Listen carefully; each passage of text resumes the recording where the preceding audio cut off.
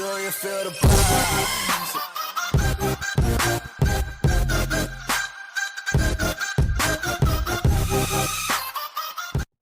Hey guys, so today we're going to do section 3.5, solving trigonometric equations.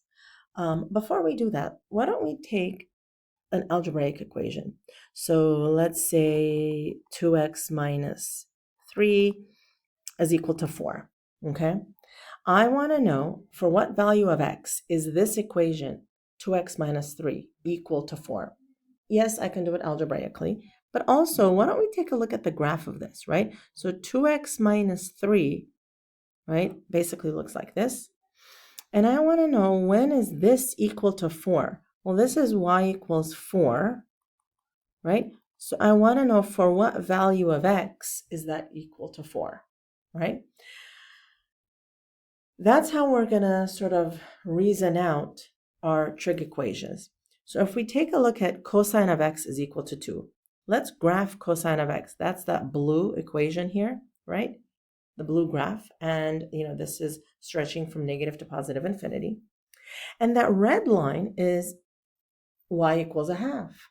So let's see, where are the points where cosine of x is equal to a half? Well, you see that happens here and here, and it repeats, right? So many times, obviously, right?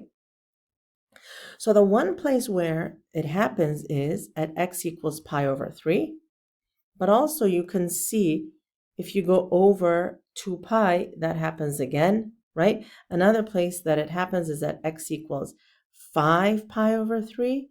And then again, if you go over a distance of 2 pi also.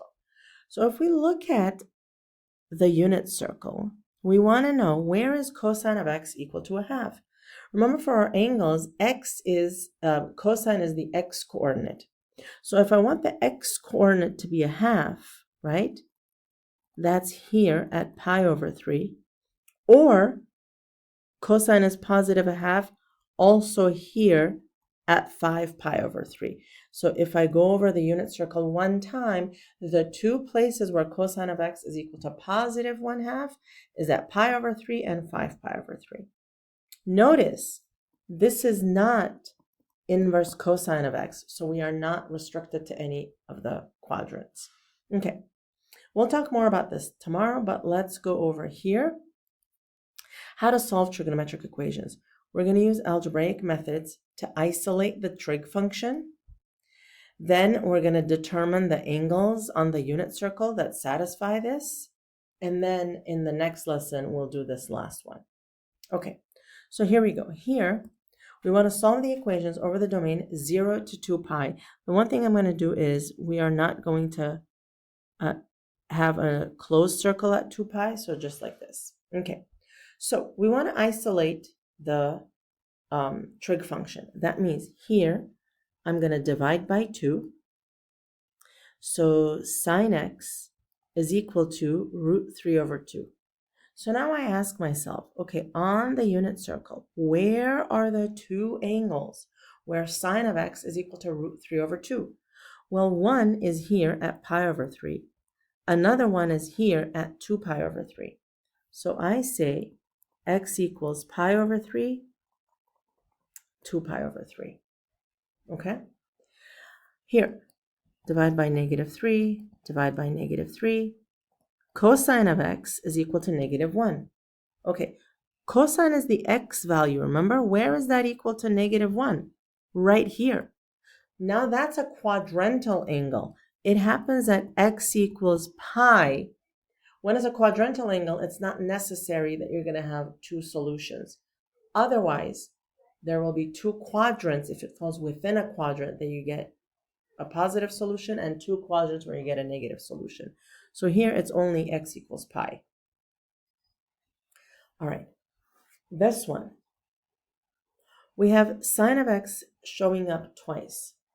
All we want to do here is do minus 2 sine x, minus 2 sine x, right? So that goes away. 2 sine x is equal to root 2. Divide by 2, divide by 2. Sine x is equal to root 2 over 2. On the unit circle, that happens here. Sine is positive there, and sine is also positive there. And I know that the root 2 over 2's happen at the pi over 4 angles. So x is pi over 4, 3 pi over 4. This is also another reason why I wanted you to know, right, the pattern between all of the pi over 4's, all of the pi over 6's, right? 1 pi over 4, 2 pi over 4, 3 pi over 4, 5 pi over 4, and so on. Okay, here we go. 3 cotangent squared x plus 4. We're going to subtract the 4. Okay. Now, divide by 3. Cotangent squared x is equal to 1. Okay. Take a square root. Cotangent x is equal to plus or minus 1, right? Because you took a square root of both sides. So now, this means I essentially have two equations. Cotangent of x is equal to 1. Cotangent of x is equal to negative 1. Right.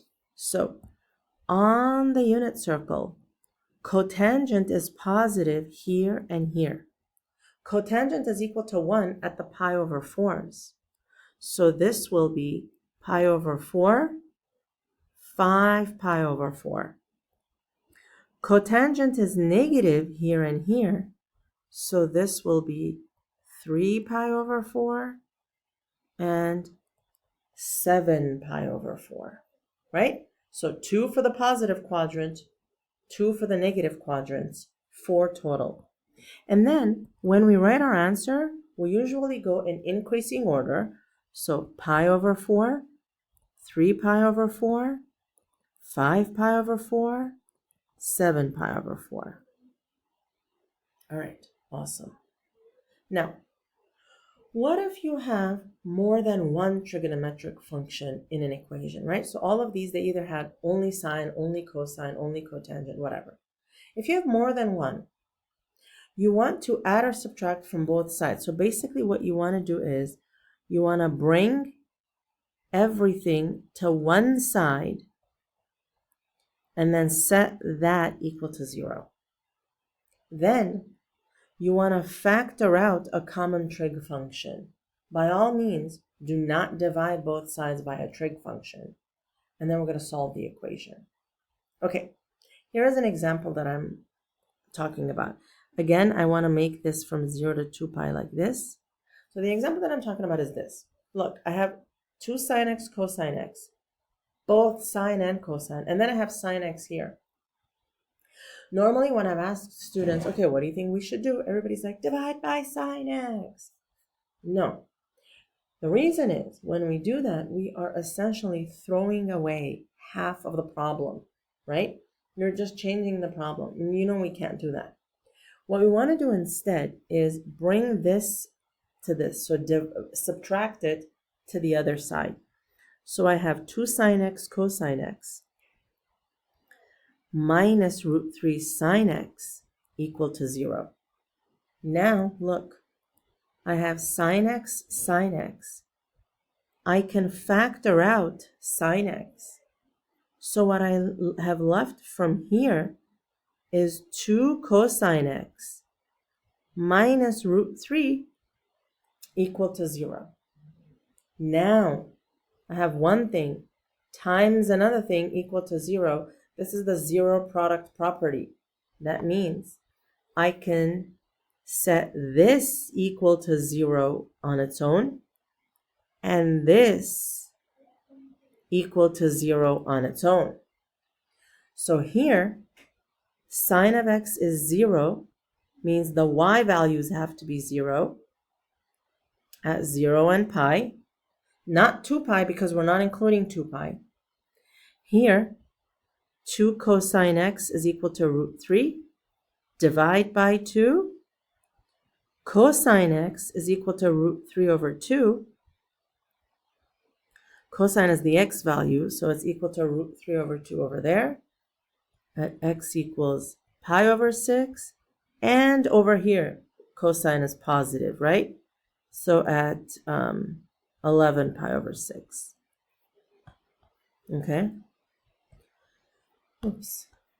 So I have 4 solutions. My solutions are in order 0, pi over 6, 11 pi over 6. No, pi first, sorry. Okay. Now, before we move on, notice, had we initially divided both sides by sign, we would have gotten rid of sign altogether. That means this entire part of the solution would have been thrown away, and we would have only had 2 out of the 4 solutions, right? So do you see what a big difference that makes? Okay.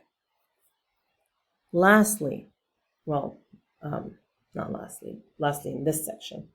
Here we go. We're going to subtract tangent to the other side.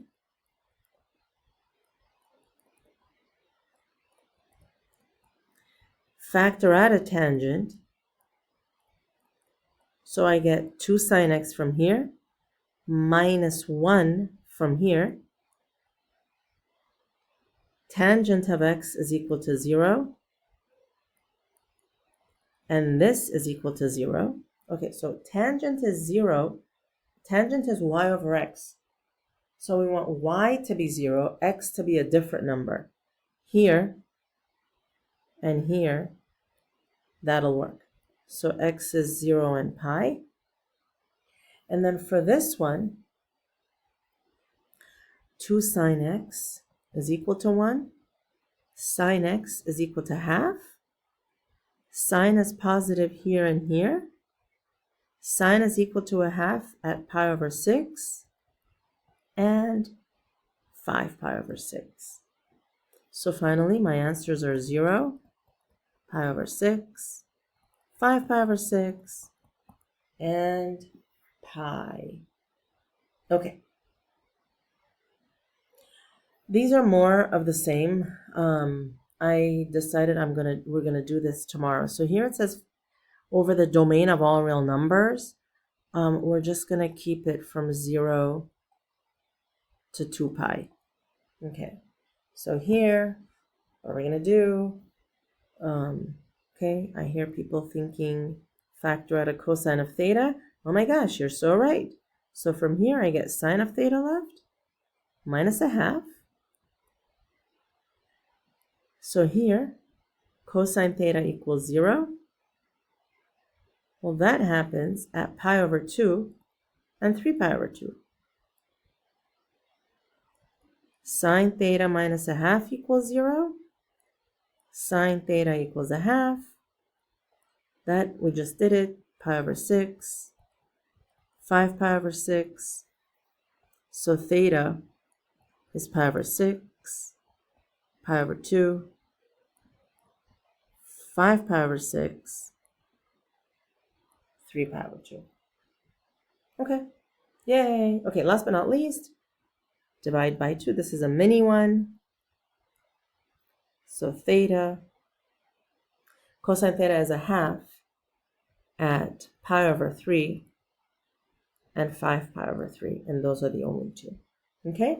All right, so after this, you can do the 13.5 handout that will be distributed to you. Have a good day. Press